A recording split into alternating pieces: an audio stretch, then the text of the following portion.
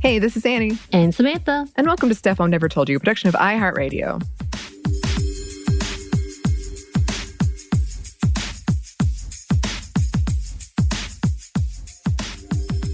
And welcome to another sub segment of fictional women around the world.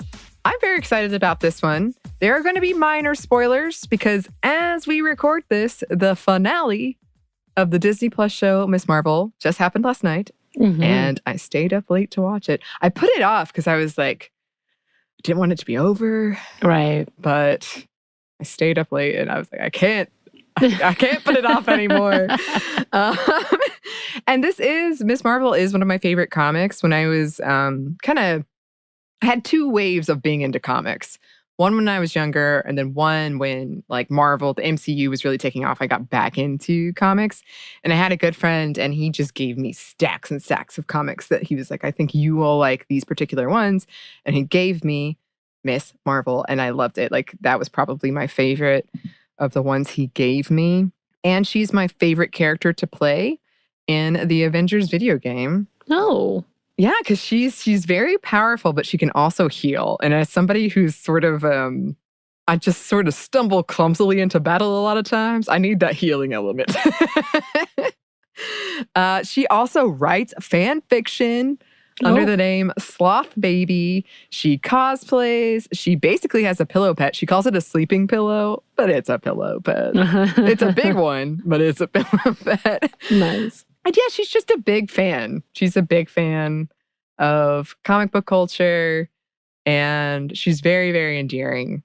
And so, yeah, the Disney Plus show, I loved it. It's very colorful, and I think it's got a lot of interesting visuals. And Iman Vellani, who plays Ms. Marvel, who is Pakistani-Canadian, she's fantastic in it. She got the role over WhatsApp and said she just wanted to meet Marvel stars. That was her whole goal. And, wow. Well, here you are. Amazing. Good job. I know. I love it. She's kind of embodying the role. Yes. Yes. The head directors are Adil El Arabi and Bilal Fallah. And it got a lot of praise. It was first female teen Muslim superhero. It has a lot of pretty great showcases of mosque and Pakistani history. However, as we discussed in our recent episode on Obi-Wan Kenobi, this show also got a lot of review bombing by toxic fans and also bots because it's really colorful and fun and vibrant. I really How really dare enjoyed you it. be colorful or fun? You know what? Lauren and I over on Savor, we got a review that we laughed too much when we were talking about Bob's Burgers. And I was like, I really hope this person just sits and watch Bob's Burgers in total silence. Well, the whole point of Bob's Burgers is a comedy, yeah? Right. That's funny. I don't watch many cartoons or many animations, but I'm pretty sure I know that much. Right. It was quite a funny review where I was like, you're an interesting character for sure. Okay, so again, I'm really trying not to spoil this one too much, especially because Samantha has not seen it yet. And I really want people to watch it. It's great. So go watch it. But I am going to talk about the basics of it. And also because this is the Marvel Universe, it's messy. It's messy to corral. But I'm going to give it my best, and Samantha's going to support me from the side. Every bit. Thank you. All right. So Ms. Marvel was fleshed out in 2014 and was a creation by writer G. Willow Wilson, artist Adrian Alfona, and editor Sana Amanat in Ms. Marvel #1, though she appeared in 2013's Captain Marvel #14. So Kamala Khan, aka Ms. Marvel, is a Muslim Pakistani teenager from New Jersey, Jersey City specifically. And depending on your canon, she is either a latent inhuman exposed to Terrigen Mist or a human hybrid, which I guess is ultimately pretty much the same thing, but also, and I can't spoil it, maybe something else. What? So powers-wise, this also gets a bit messy, but essentially she has the power to manipulate cosmic energy, which she can harness to create solid energy constructs and or stretch and grow and embiggen, which I love. I love that. Basically, she can, get real big. Nice. Yeah. Depending on what you're watching, reading, game you're playing, she also usually has superhuman strength, durability, endurance, and speed, and healing. And yeah, she's typically a really big fan of Captain Marvel specifically, and assumes the mantle of Miss Marvel. So she cosplays as Captain Marvel. Her parents are Yusuf Khan and Muniba Khan. She has a brother named Amir, and her best friend is Nakia Bahadir. She later becomes really close with Bruno, and they have sort of a will they, won't they romance. Of course. She's got a lot of romance going on. I like it. A lot of suitors, potential suitors. So let's break down some of her different origin stories, starting with the show. In the show, she is a huge fan of the Avengers and, yes, specifically Captain Marvel. She cosplays as her, imagines being her, though she does say, quote, a brown girl from Jersey is not meant to be a hero. So she gets this family heirloom, which is this bangle, and it gives her powers. And through various adventures, she earns the name Nightlight, which is not the name that she wants, but that's the name people give her. And then throughout the show, she learns more about her family history. And she originally added the bangle to make her cosplay more representative of her, to make it more specific about her and her family. And it has a lot of the same things we've been talking about with generational immigrant families, relationships with the mother and the grandmother, Kamala feeling like her parents don't understand her, intimidated by her parents and their expectations of her. She's also at that point in high school when you're like getting into university and thinking about your future. What are you going to do? Her mother did go on to support her, even in her superhero activities. And there's a lot in the show about partition in the 1940s, the splitting of India and Pakistan. And then you've got the clandestines and pre-Islamic jinns. You've got a lot around that.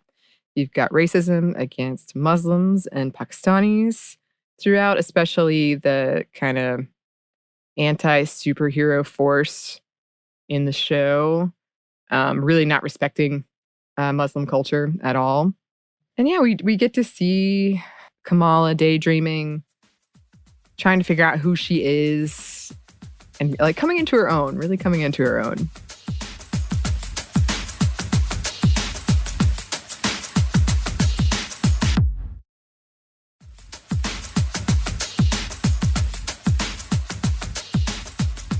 All right, so that's where we are.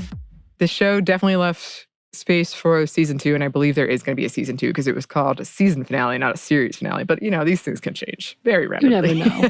What if they do a thing like, making her a bad guy somehow? I don't know. Whatever you could be talking about, Samantha. We have an episode coming up about that, our sarcastic aside, I promise. So in the comic, she was exposed to Terrigen Mist and became a polymorph, able to stretch her body pretty much however she wanted. At first, she would literally transform into a younger version of Captain Marvel / Carol Danvers, but realized that just looking like her wasn't enough to actually be a hero. And one of her first acts as a superhero was saving a girl who bullied her, who is also in the show. And you can probably guess who I'm talking about if you haven't read the comics. But I haven't read the comics. Neither have I seen the show yet, but I will. But out of curiosity, because I've not heard many mentions of the crystals, except outside of S.H.I.E.L.D. So are they trying to bring it? They're not going to bring it at all outside of the comic? The crystals being the mist? Yeah. So, okay. So in S.H.I.E.L.D., the mist is literally formed into crystals. You break it and it makes it like a thing.